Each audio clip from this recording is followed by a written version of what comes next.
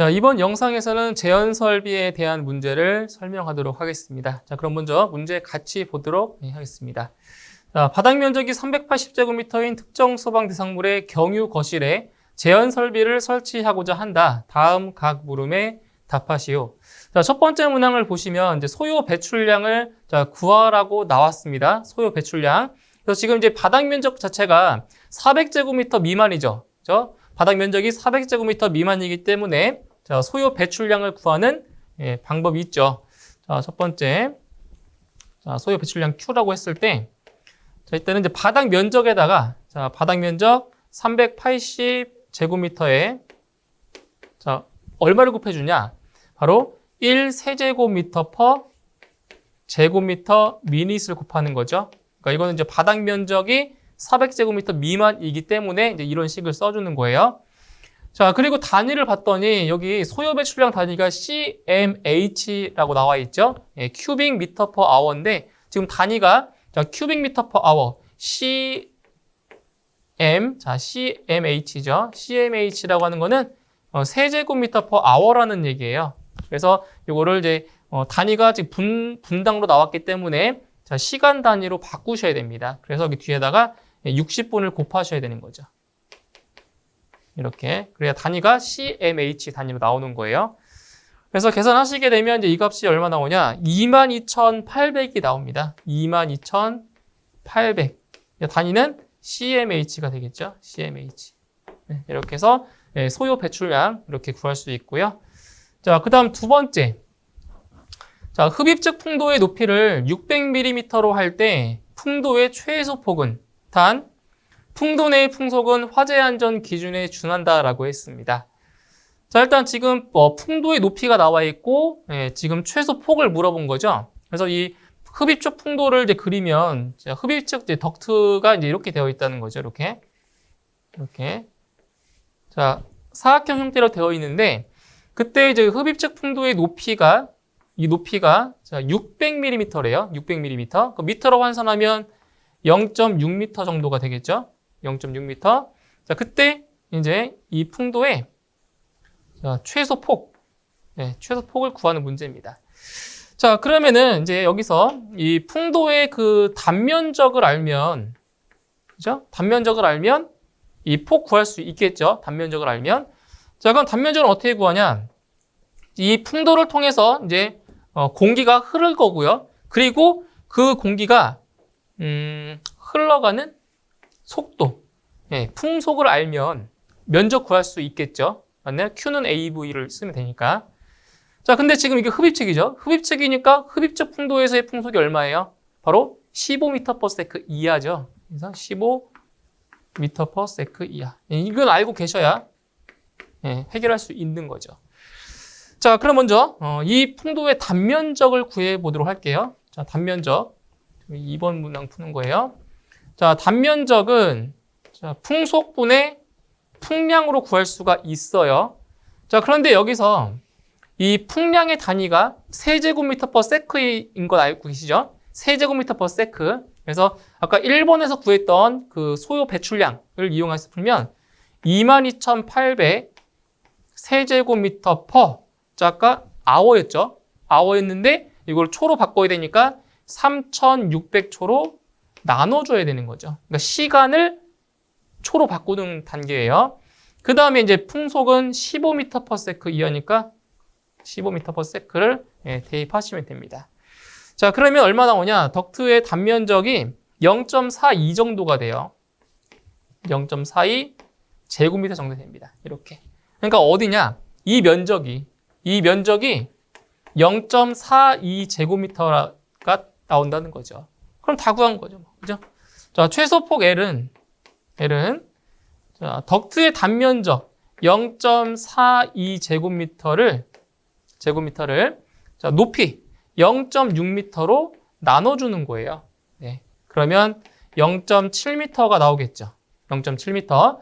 자, 그런데 이제 문제에서 물어본 단위가 여기 보시면 밀리미터로 물어봤기 때문에 이 0.7m를 이제 밀리미터로 환산시키면 얼마가 돼요? 그렇죠. 700mm가 자, 나오게 되는 거죠. 정답은 700mm 풍도의 최소폭 이렇게 구할 수가 있겠습니다. 자, 그 다음 이제 이어서 3번 문항 같이 풀어보겠습니다. 3번.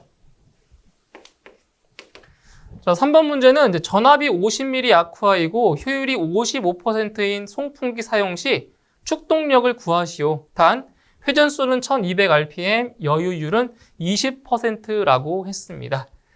자, 우리 그 펌프의 그 전동기 용량 구할 때 있었죠. 수계소화 설비에서. 자, 그때는 이제 축동력을 구할 때 그 전달계수를 무시했었단 말이에요. 자, 그런데 송풍기의 그 동력 구할 때는 축동력이라고 할지라도 전달계수를 포함해서 계산하시면 됩니다. 그거 유의하시고 계산하시면 돼요.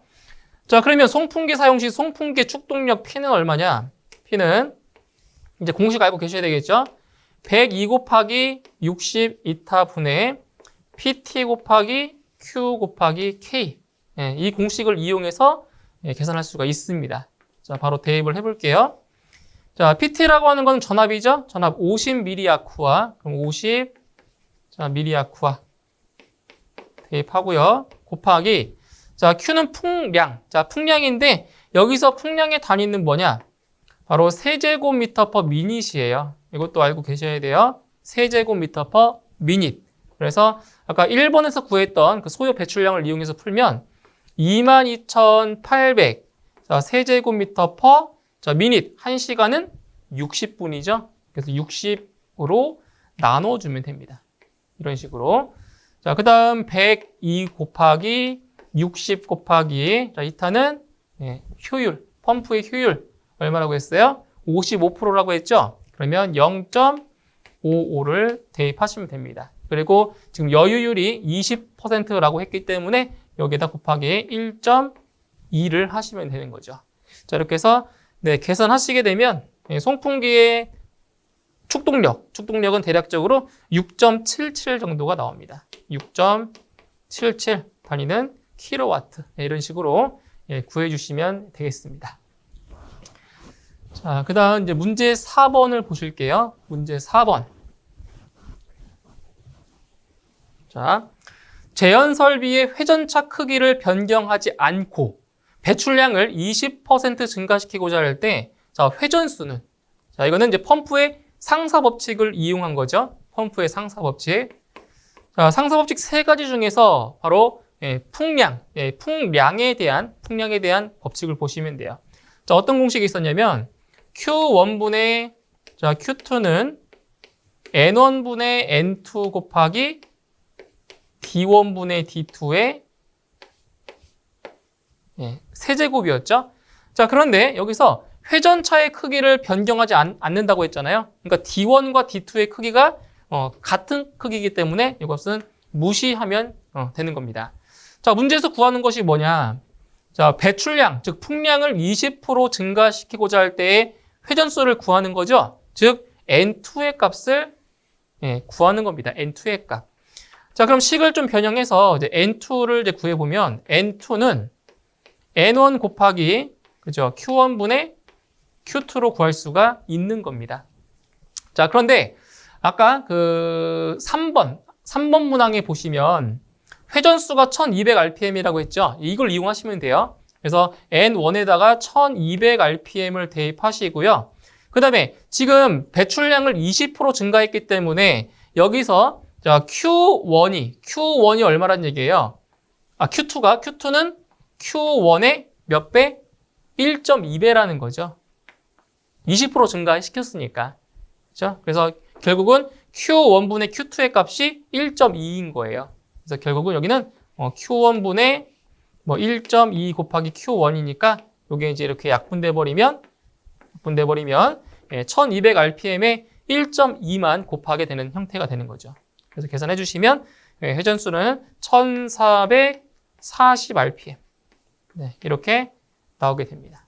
이렇게 구할 수 있고요. 그러니까 상사 법칙을 이용하시는 거예요. 자, 그 다음 이제 5번 문제 보도록 하겠습니다. 5번.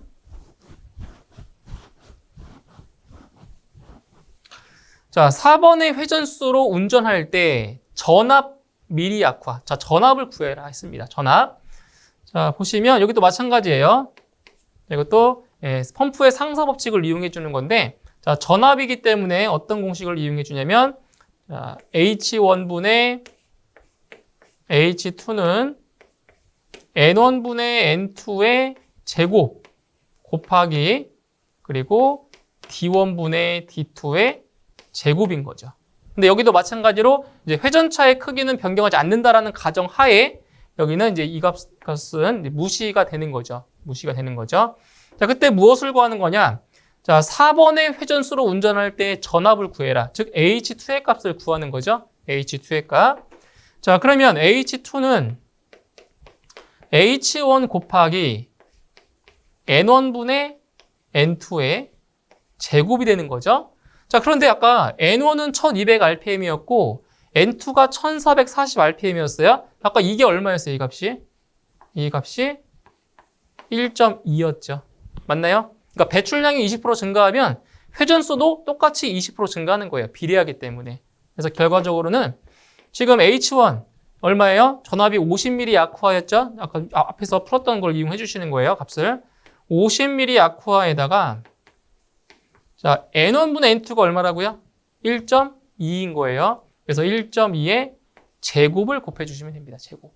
이렇게 해서 계산하시게 되면 네, 전압은 72가 나옵니다. 72 미리 아쿠아. 네, 이렇게 해서 네, 전압을 구할 수가 있고요. 자, 그 다음 6번 문제 보겠습니다. 6번. 자, 3번의 풍량으로 15kW 전동기를 설치 후 풍량을 20% 증가시켰을 경우 전동기 사용 가능 여부를 판정하시오. 자, 지금 15kW의 전동기를 사용한다고 했어요. 그러면은 여기서 필요한 전동기 용량을 구하면 이게 적합한지 부적합한지를 알 수가 있겠죠. 자, 그럼 먼저 뭘 구할 거냐면 자, 또 마찬가지입니다. 펌프의 상사 법칙을 이용해서 바로 동력을 구할 수가 있죠. 자, 바로 P1분의 P2. 자, 보세요. P1분의 P2는 N1분의 N2의 요거의 세제곱 곱하기 D1분의 D2의 5제곱인 거죠. 그렇죠? 세 번째 법칙입니다. 자, 여기도 마찬가지로 회전차의 크기는 변경하지 않는다는 가정하에 이것은 무시가 되는 거고요. 자, 문제에서 구하고자 하는 거는 바로 이 P2. 우리는 P2의 값을 알아야 되는 거죠. 자, 그러면 P2는 P1 곱하기 N1분의 N2의 몇 제곱? 세제곱이 되는 거죠. 자, 그럼 P1은 얼마냐? P1은 아까 어디서 구했죠? 3번에서 구했죠? 3번에서 구했던 P1 얼마? 6.77 나왔었어요. 6.77kW에다가 N1분의 N2. 자, 풍량을 20% 증가시킨 거죠. 20% 증가시켰으니까 결국 N1분의 N2가 1.2가 되는 거예요. 그래서 1.2의 세제곱을 곱하시면 되겠습니다. 그러면 얼마가 돼요? 11.7kW가 됩니다. 이렇게. 그러니까 풍량을 20% 증가시켰을 경우에 전동기 얼마? 11.7kW가 필요한데 지금 전동기는 15kW짜리를 썼죠. 그렇기 때문에 결과적으로 자, 가능 여부는 사용 가능한 거죠. 왜? 용량이 더 크니까. 그죠? 그래서 사용 가능하다라고 이제 보시면 되겠습니다. 자, 그 다음 7번. 자, 7번과 8번 같은 경우는 계산 문제가 아니고요. 이거는 이제 서술 또는 뭐 단답형 문제가 되겠습니다. 자, 7번 문제는 이제 송풍기와 전동기의 연결 방법에 대한 설치 기준을 쓰시오. 자, 이건 이제 화재 안전 기준에 나와 있는 내용 그대로 작성해 주시면 되겠습니다. 자, 송풍기와 전동기의 연결 방법은 자, 배출기의 전동기 부분과 배풍기 부분은 자, 분리해서 설치해야 하며 그리고 배풍기 부분은 유효한 내열 처리를 할 것. 그러니까 화재 안전 기준에 나와 있는 그 내용 그대로 보시면 되겠습니다. 7번 작성해 주시면 되고요. 다음 8번. 제연 설비에서 일반적으로 사용하는 송풍기의 명칭과 특징을 기술하시오. 자, 보시면 송풍기의 종류가 다양하게 있어요. 그 중에서 자, 일반적으로 자, 송풍기의 명칭 바로 다익 펜입니다.